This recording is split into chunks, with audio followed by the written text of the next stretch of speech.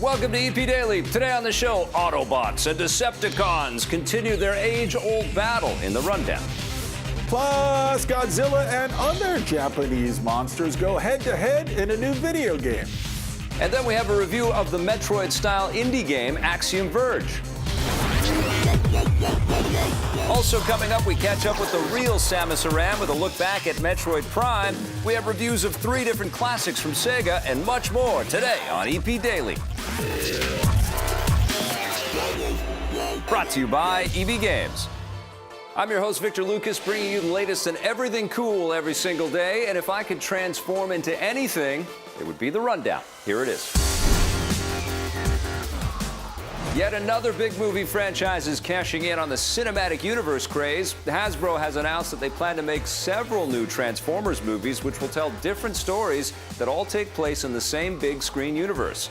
Transformers is just the latest in a long line of franchises that are rushing to do this following the success that Marvel has had with their shared universe on the big screen.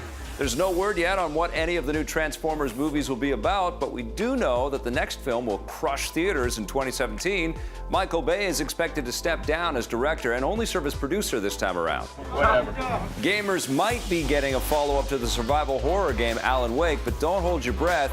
Speaking with Polygon, developer Remedy Entertainment says that they had planned to make an Alan Wake sequel shortly after the first game's release in 2010, but ultimately shelved the project. Creative director Sam Lake says it just wasn't coming together, but thankfully, many of the gameplay elements they were working on found their way into a DLC expansion for the first game, Alan Wake's American Nightmare. Remedy is currently working on their next big title, the Xbox One exclusive Quantum Break. That will launch in 2016, so keep your fingers crossed that they return to Alan Wake after that. Some good stuff to talk about today, and here to help me do that is Marissa Roberto. Hello. Are you a big Alan Wake fan? No, I'm not, because it's scary. I'm scared of that. I'm scared of the whole, every time I think of Alan Wake, I think of darkness, I think of flashlights. Yes. I think of things I want to run away from, Right. and Alan Wake represents all of that for me. But I feel like I'm getting a little bit better with scary things because you guys are forcing me We're throwing you into all kinds of scary stuff. Exactly. So Yeah. I feel like I might be able to handle this now.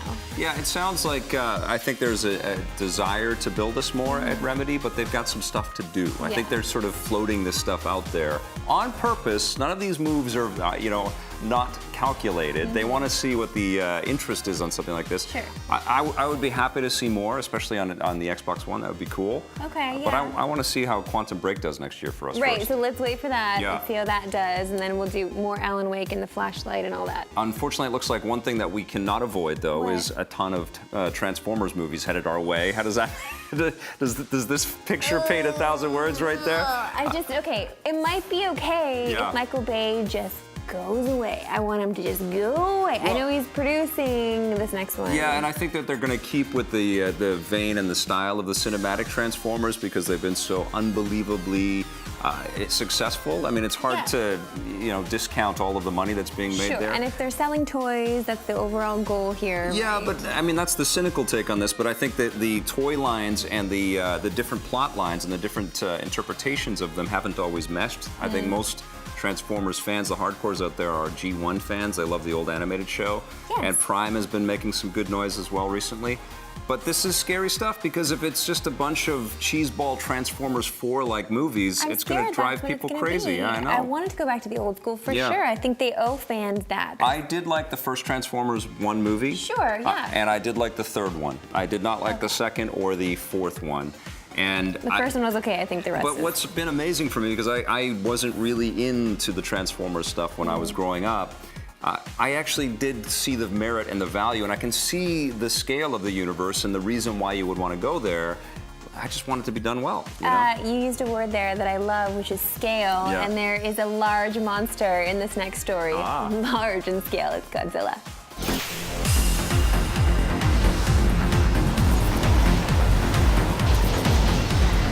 I'm with Mark, and we're talking about Godzilla. Now, I didn't actually ever think that I would want to play as this monster, because I always thought of him as a monster, but really, he's a good guy, right? He's one of those good monsters. Obviously, it has that duality, like is he a hero or is he a destroyer, or maybe he's both. So obviously in the movies, like he comes out of the water, he's destroying everything, and he's a threat to humanity. But on the flip side, he's also protecting us from these giant other monsters coming in the water too. He treads that thin line. I suppose he's my friend and I want to destroy everything with him. So talk to me about this game. How exactly do the mechanics work? Yeah, so basically you play as Godzilla. And another thing that's cool is you actually get to play as the other Godzillas as well that have occurred through, timeline. So there's also the Hollywood Godzilla, which some people are familiar with. But in this demo here today, we're actually showing the OG Godzilla. So if you want to be the original gangster Godzilla, this is your chance. The OG Godzilla. Some of the basic attacks, he has a rush attack, he has some melee attacks, and he also has the atomic breath, which is like a trademark for Godzilla. He also has the trademark roar. That roar is so iconic, so we had to have that tie into something in the game. Now, it's not easy to move this guy around. He is a beast of a thing. You actually control him much like you would control a tank. Yeah, obviously Godzilla is a giant monster, so he's not going to be quick, he's not going to be agile. Your movements have to be very precise. He's lumbering around, but at the same time he does a lot of damage. Just a single player experience. Can I play online with friends? It's a pure single player game. A single player, that means you're packing a lot in one game because you want to give players that game that they can come back to over and over again. So what are you giving gamers here? Why should they pick up this game? So like I said, you can unlock other Godzillas in the past, as well as, there's 3 different modes. So another cool mode in the game is called diorama mode. As a kid, if you had any dinosaur toys or like Godzilla toys, you kind of made your own scene. You can do that in the game. You pick a background, you drop in Godzilla, drop in some decorations in terms of the environment, trees, and you can even drop in enemies. There's also a King of the Monsters mode, which puts you head-to-head against all of the storied enemies that have occurred through the Godzilla franchise. You battle against Mothra, you go against Mechagodzilla, all the favorite Godzilla enemies are in there as well. Basically, you're living out your childhood fantasy with that trademark roar, which no human possible can replicate this sound. So I'm not gonna try it, but Mark, you gotta do it now. You gotta do it. Come on. I'll do my best.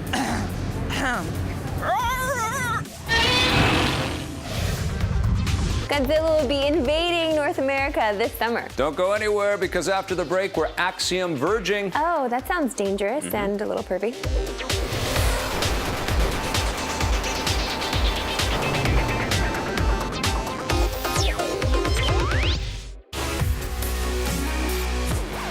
Welcome back to EP Daily. Just wondering, can one man make a video? Ooh, Marissa, that sounds like an awful lot of work. Yeah, well, not for a man named Tom Happ. Go, Tom Happ, go! Yes, Tom Happ made a game called Axiom Verge, and here are you and Vic reviewing it. I got a little note on my desk last week that I had to play a game called Axiom Verge. I just thought, well, this can't be real. Is this really the name of a video game? It absolutely is. This was made by a guy named Tom Happ. Yeah, one guy made this game. One guy somehow made this game, and I loaded it up, and I said, I'm really rooting for you, one guy. And it's kind of an interesting things going on here.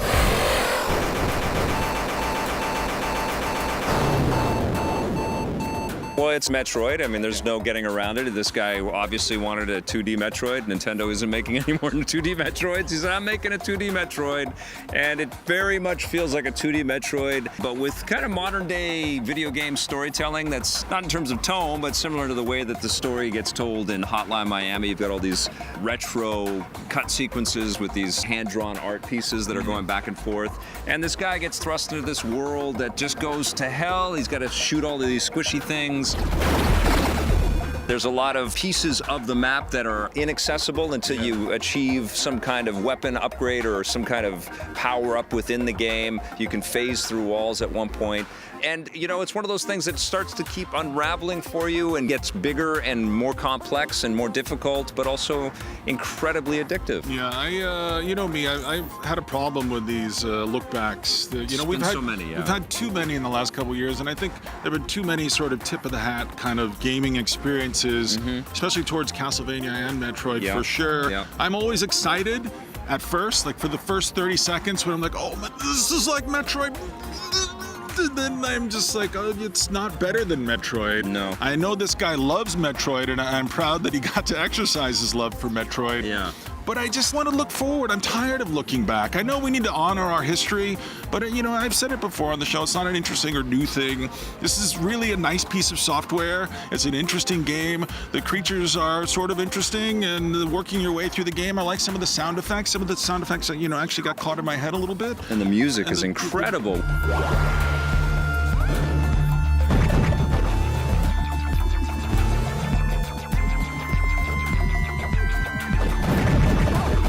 Happ also did all the music. He's an incredible guy, make no mistake. I really have nothing but respect, but gee, why do we need another Metroid clone? Well, I don't. The only thing that makes me kind of feel that way, because I do like this game a lot, but we've recently played Xeodrifter, which we both love. It's the same thing. But it's more importantly is playing Ori and the Blind Forest, which is also another Metroid-like, but it's done with all kinds of modern-day effects and beautiful visuals, and it cost probably a ton more than this game did to make. But it's hard not to remember Ori. It's just so nearby and so recent.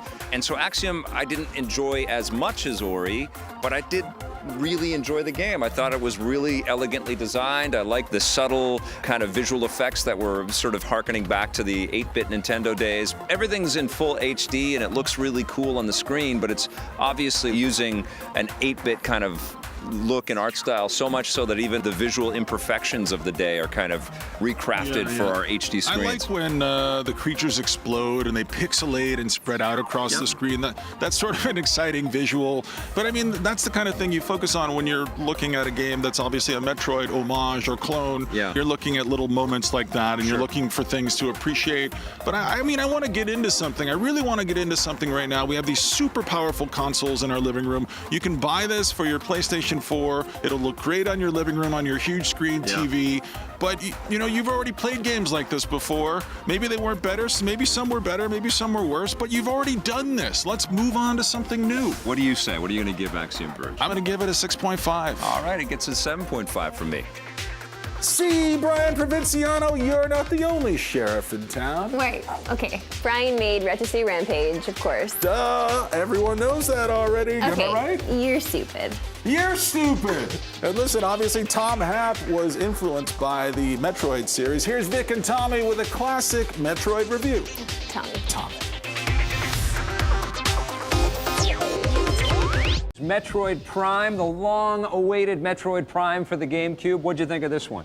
Well, you know, the original Metroid was a 2D platform-style game, and everyone started to freak out when they heard that it was in first-person shooter. Oh, my God, don't ruin my Metroid. Don't change anything. And basically, it is first-person for the most part, but at any point, you can actually kind of roll up into a ball. It's an above-average first-person game. It's not like, oh my God, the end-all, be-all, like, you know, some people are talking about it. It's a very unique The graphics are okay. game. The graphics are actually awesome. really good. They're awesome. Graphics are really good, but for me, you know, there was too much kind of searching around. That's what makes it a special game. Backtracking, and I had to scan every little There's thing. a great in every story in there room, as well. And that's a problem for me. But I the enjoyed worst, all of that. The worst problem about this game is the control. If you want to like move your gun up and down, you have to press the right trigger and then the move joystick. And then if you want to strafe left and right, you have to press the left trigger button.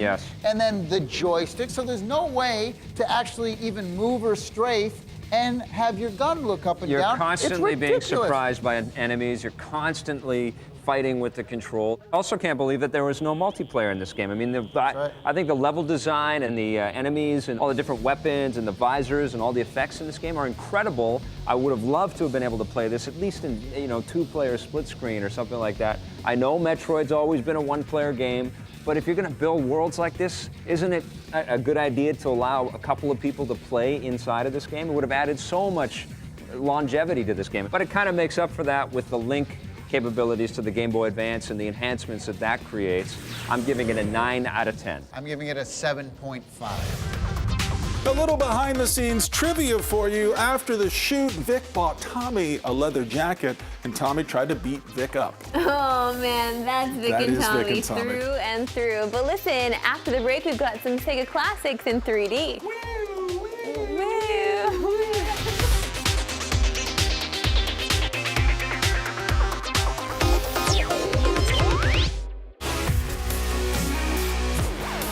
Welcome back to EP Daily. You know how Hollywood is always taking classics and rebooting them in 3D? Like Clash of the Titans, that's one of them. Well, Sega 3D Classics is the same exact thing, but in video game form. Here's Marissa and Vic with a review. We've heard about some of the recent changes at Sega. They're quickly backpedaling away from the traditional console gaming that we've known and love about this company. But on the 3DS, they've been doing some very interesting things. They've been bringing back a lot of their arcade classics and reconverting them to 3D, which is beautifully timed with the release of the new 3DS. So we've got 3D versions of Outrun, Afterburner 2, and Fantasy Zone. Does that sound like a triple play? It sounds like a little triple play. Yeah, yes. I'm excited to do a triple play with you. They're so hard, especially 3D Fantasy Zone. Yeah. Oh my, so cute, so adorable. Yeah. Hard as balls. It Yes. is so hard. I see the demo because it shows me a little preview of the laser gun that I can have. Yeah. Still working toward that laser gun. Yeah, this was kind of a Salvador Dali interpretation of those space shooters like Defender and things like that we used to love back in the arcade days. Yeah. Sega turned everything on its ear, and so it looks like just like flowers are erupting and You can drop little bombs on things. Yeah, it's almost like the Yellow Submarine album cover or something. So You're true. flying through just this weird, crazy, esoteric space. It is difficult. The stuff's coming at you from every angle. And I think the 3D effects actually enhance the experience even a little bit more. And I think because it is so unique and so quirky, this is an awesome pickup for the 3DS. It is hard, but I love playing this game. It's hard. It's $6, I believe, as well, which Yeah. is still, I mean, it's pricey for the fact that I can only really get through the first, like, I mean, I'm going to call it a level. Yeah. Even though I feel like it was never ending. Yeah. Now, what do you think about Afterburner 2 if you want to talk about hard games? This is relentless, isn't it? How many times can I blow up into a ball of flames in the sky? Fun though. I don't usually like aerial combat anything. I don't like anything like that. Yeah. But this is fun because it just thrusts you right into the Yeah, sky. you have no choice. You're And flying, you're hurtling You're through this game. hurtling, and I am shooting everywhere. Yeah. I'm just shooting everywhere and everything, and then I'll load up with more ammo, which is fun too. I love that the little ship comes and it gives you more ammo, Yep. and then you fly away while you refuel. I love It's that. so retro and so Yeah. Top Gunny, and It's so Top Gunny. it's really hard to work your way through. It's got kind of the Outrun level style, so you're kind of just trying to get from checkpoint to checkpoint so you can keep going. Yeah. And it's merciless, but I like what they've done here. I also like that they've allowed you to tilt the screen with you as well when you're going back and forth with the plane. So I thought that was really fun. But I think the standout game here, and the reason why we started this triple play experiment on these three titles is Outrun. I was so excited when this came because I didn't really get Outrun when it first came out in the arcade. It wasn't my favorite thing, but as they've revisited the game and reinterpreted it over the years, I've grown to love Outrun as a game concept. I just think it's a fantastic title. I just love the fact that you can't really see the road ahead of Yeah. you. That you're just constantly driving and hoping that you're making the right turn when it comes, because it comes so fast. Yep. But I love that I have this feeling of just driving with my top down, and I didn't the ladies. impressing the ladies. Yep. I didn't think I was racing against anyone for the first while. I thought it was You gotta just me. shift And then gears, yes. and then you gotta shift gears, and then you meet up with everyone and realize that you were the worst person on the track. And then you take the difficulty down a few notches, which is you want to do in something like this, and then you suddenly realize that you're racing on roads for a while, then you're racing in the desert, then you're racing in all kinds of weird different environments, and you're just breathlessly trying to make it to that checkpoint so you can Sure. survive and get further into the game. Sure, you have to just realize that you don't really feel like you're ever evolving as a racer. It's just kind of the same thing over and over again, Yeah. copy and paste with a different background. Right now we got to give scores to these three titles. right. What are you going to give Fantasy Zone? 3D Fantasy Zone gets a 7. Gets an 8 from me. What are you going to give Afterburner 2? I liked exploding in the sky. It's getting an 8. Gets a 7 from me. And what are you going to give Outrun? Cruising? Yeah, I'm going to give that an 8.5. Yeah, this gets an 8.5 from me too. Awesome game. Ooh, yeah, feels good to get a triple play in. But don't start downloading just yet. We've got your Twitter question of the day next. If you want more EP, go to our website, epn.tv, for bonus content and full episodes. We're also on Facebook and Twitter.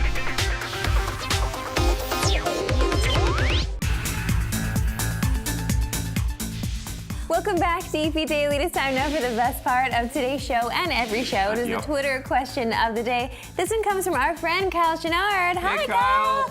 He asks, why is no one making a Daredevil video game? Good question. You know what? That is an excellent question, Yeah. and I'm tired of these missed opportunities, especially with superheroes. We all want them. We're all lining up to see their movies and download and binge on their TV shows. This is incredible material for fantastic games. It is, and Vic, we don't get but- enough of them. I mean, Arkham is coming. I can't wait for that. But Daredevil would be an amazing game, and there actually was a pretty decent Game Boy game back in the day when you were about 4.